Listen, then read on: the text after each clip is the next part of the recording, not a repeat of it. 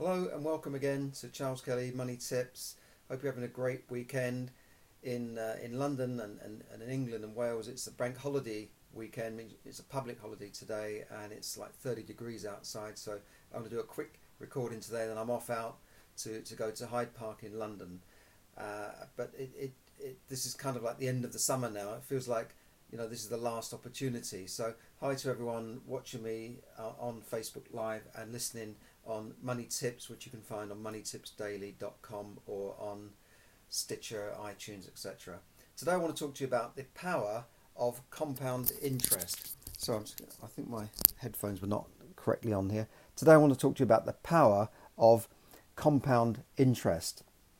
Now, a lot of people think they know what compound interest is, and that's kind of my word of the day, compound interest. What is compound interest as opposed to simple interest?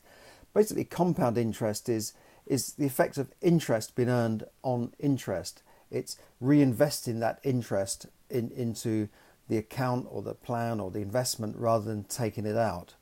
So if you were earning 5% interest from the bank and you spent that interest every year, you took it out and it was paid into another account and you used that interest, after 10 years, how much would you have in the bank? Well, you'd have £100 because you've just taken the interest and the capital remains the same.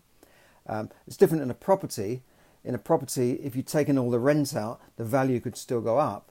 But in a bank account, if you just took the interest out and left the money in the bank without compounding it, it would stay the same forever. Now, compound interest is where you reinvest that interest. So the interest goes back into the account and then you're earning interest on the interest. So if that £100 was in the bank and you were earning, let's say, 7% interest at the end of the year, and you put that interest back into it, the 7% was just the 7%, or the £7 was just added back into it, you'd have £107 in the bank. So £100, 7% interest is £7, and that goes back into the account. Then you've got £107 in there earning interest. So next year, the interest you're going to earn will not be another £7. It will be 7% on the new balance. Okay, you're with me so far. So if you didn't touch that money and you were earning 7% a year, how long would it be before that money would double? Okay, so you get 7% each year, and then it's 7% on 107, then it's 7% on the new balance and the new balance. How long would it take to double? Okay, any ideas? Come on, give me an idea here. Anybody can tell me how long it would take to double? Well, there's a certain rule you can use to estimate the time it takes to double, and that is called the rule of 72. And the answer here is it would take just over 10 years, okay, approximately. This is not an exact rule. Look at it from another point of view. If you had a credit card and the debts are rolling up at 20% per annum, how long would it be before your debt doubled in size? Okay. Now, the answer is just over 3 years. If you didn't pay anything on that credit card and it was just rolling up, in 3 years it would double in size on a 20% interest rate.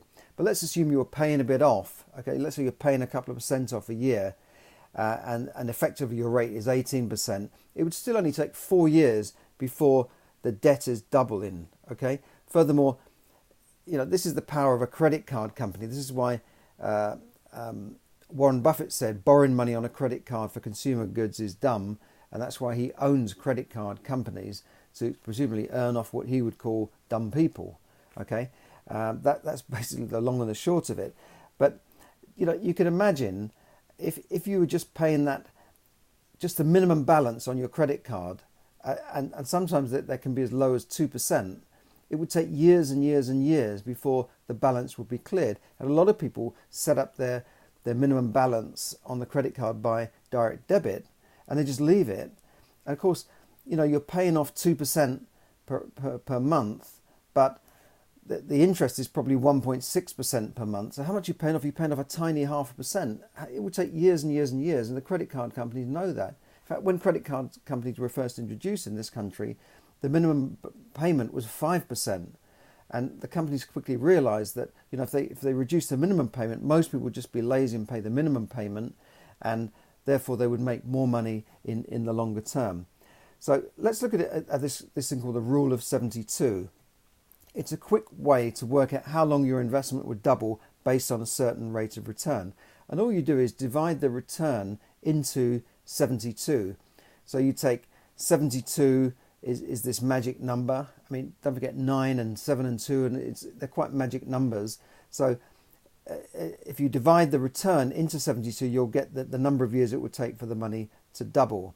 So, if you're earning 7% per annum and you divide 7 into 72, it's 7.2. So you roughly know it will take just over 10 years. If you're earning 9% per annum and you divide that into 72, you're looking at 8 years before the money would double. Yeah. So you're with me so far.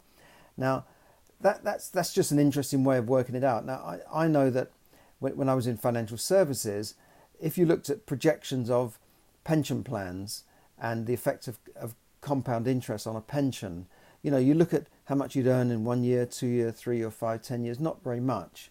And then later on it starts to escalate. You can see on the projections. And in fact, in the last 5 years of that pension's life, the money usually doubles. Okay. And it's just amazing the effect of compound interest. So if you said to someone, well, you want to retire at 60, this is what you get back. Your fund would be £500,000. But then if you look at it at 65, it would usually double or thereabouts to £1 million in those last 5 years, because you've got all that money accumulating, right? And looking at it the other way is that fund managers know that although they're charging you what seems like a small percent of the fund, you say, oh, they're only charging 1%. Well, doing all that work, for 1% or 2%. But what you don't realise, well, there are other charges as well. But what you don't realise is that 1% of your few £1,000s in the first couple of years is not very much. But in the future, it will be a heck of a lot of money. And this is why you look at banks, insurance companies, and all the biggest buildings in every city are always owned by banks and insurance companies. So I'm not having a pop at banks, but you've got to realise this, and you've got to learn how this works. You've got to be able to read your financial statements. You've got to be able to read into these plans and see how much money they're making from you, and then look at how you can maybe invest the money yourself directly into the stock market by learning how to do it, or directly into a property by learning about property and taking courses, rather than going to a property fund, which never seem to make much money, even when properties are going up, shooting up through the ceiling.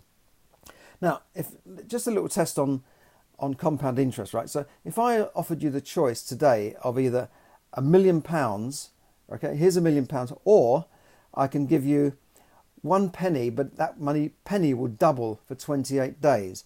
Which do you think would be the most after 28 days? Now, personally, I would say I'll take the million. But actually, if you doubled a penny, 1 penny, right, for 28 days, you'd be amazed at how much that money would come out to. Do you know how much it would come out to after 28 days? 1 penny, you take a little coin, 1 penny, you make it every day, it doubles. So the next day it's 2 penny, then the next day it's 4 pence, the next day it's 8 pence, 16, 32, right? If you do that for 28 days, you know how much it comes to? I'll tell you, £1.3 million. £1,340,000,000 that penny becomes after 28 days. And I actually looked this up to test it, because I'd heard this before. I thought it just can't be true, so I had it written out. And it's quite amazing, from a penny to 28 days to 1 million. It's just incredible. And in fact, on day 26, it's just over 350,000. By day 27, it's £671,000. And the next day, 28, by doubling it again, it comes to £1,342,177. So if someone offers you a million or a penny doubled every day for 28 days, take the penny.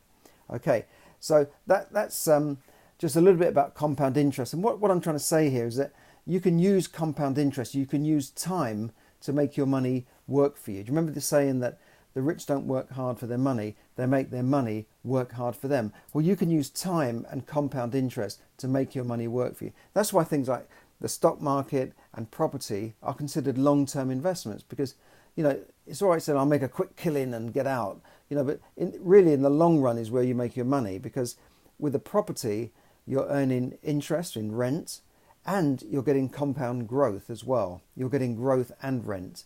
Okay, with shares you can do the same thing. You can earn dividends from the shares, okay, but you could reinvest those dividends.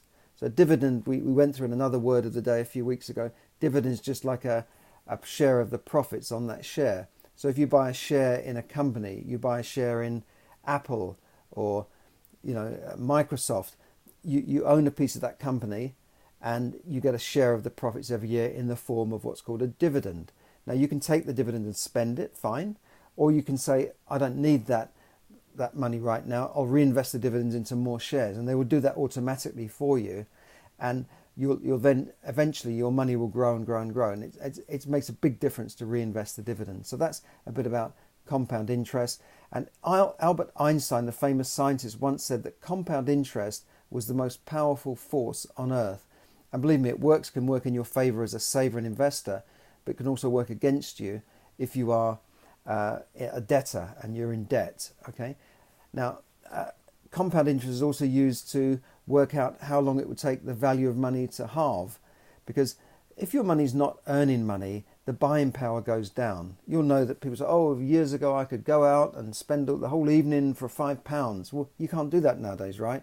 Even a single drink is £5. So this is because the value of money is depleted by inflation. So you've got to think about where your money is sitting. If your money is sitting in the bank earning 0.25%, you know what the compound interest on 0.25%, it would take 40 years before that money doubles. Did you know that? So if your money's sitting in a bank account and you're lazy, you don't manage it, then your money will fall behind in buying power, because if your money's earning 0.25% and inflation is at 2%, that's a big difference. Eight times the amount you're losing in buying power. And you can work out on the rule of 72 as well. If inflation is at 10%, the value of the money is halving every 7 years or so. Yeah. So just think about that when you're talking about investing and doing something with your money. And this is why I wrote my book, Yes, Money Can Buy You Happiness. It's about making money, earning money, keeping money, and preserving the value of your money. Because over the years, if you manage your money properly and you follow my formulas there, the 3 R's of money management, then you can manage your money properly and make sure that it doesn't lose its buying power. And that's all for today then. So thanks very much for listening. This is Charles Kelly, bringing you money tips to help you save, earn, invest, accumulate and enjoy more money. And if you want to know about courses for property or the stock market, just drop me a line on Facebook or at charles@charleskelly.net. Thanks for listening and enjoy the rest of your day.